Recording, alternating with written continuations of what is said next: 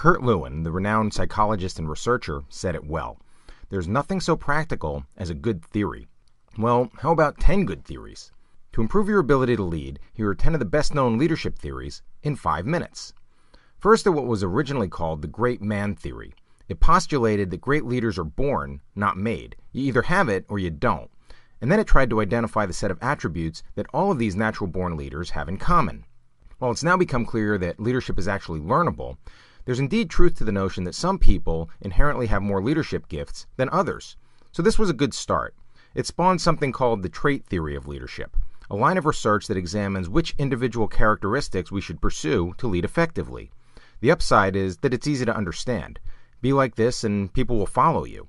But the downside is that it's identified dozens of traits, and no single set has emerged as the ideal for all circumstances, so it can be overwhelming to attempt. Somewhat related is the skills theory of leadership. Just like trait theory, it tries to identify a set of key attributes, but in this case, practical skills rather than just general qualities of a leader.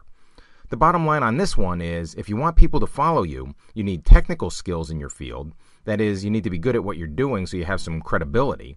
You need people skills like persuasion and diplomacy and affability, and you need conceptual skills, the ability to see the big picture and to think strategically. Next, there's a theory that leadership style is the key to success. Styles like be autocratic and demanding, or be democratic and participative, or be laissez-faire and leave people alone. Probably the best-known style-based theory is called the managerial grid. Adopt a leadership style that's both people-friendly and uncompromising on performance. It's a solid foundation, but there's a bit more to leadership effectiveness. That's where these next couple theories came from.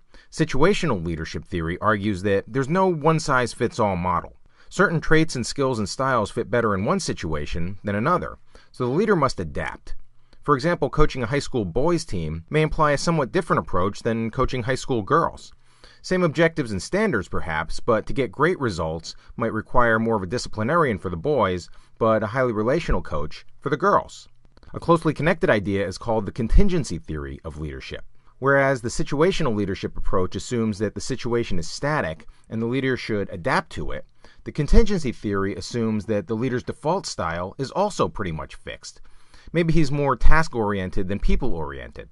So the trick is to fit the right leader to the situation. Bottom line, effective leadership is contingent on matching the leader's style to the setting.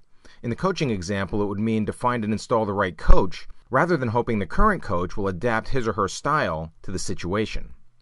Transactional leadership and transformational leadership are two theories that we can consider together. As the term implies, transactional leadership means that there's a reciprocity of behavior between the leader and the follower.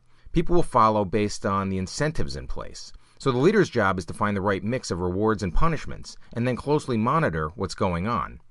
The theory of transformational leadership, by contrast, says that leaders gain buy-in and commitment not so much from the quid pro quo approach as they do from encouraging their followers, caring for them, inspiring them toward a vision.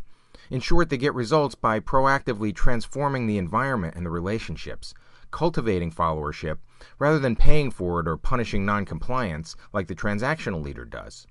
Leader-member exchange theory is a bit like transactional theory because it suggests that leadership is basically about a fair exchange between the leader and the led.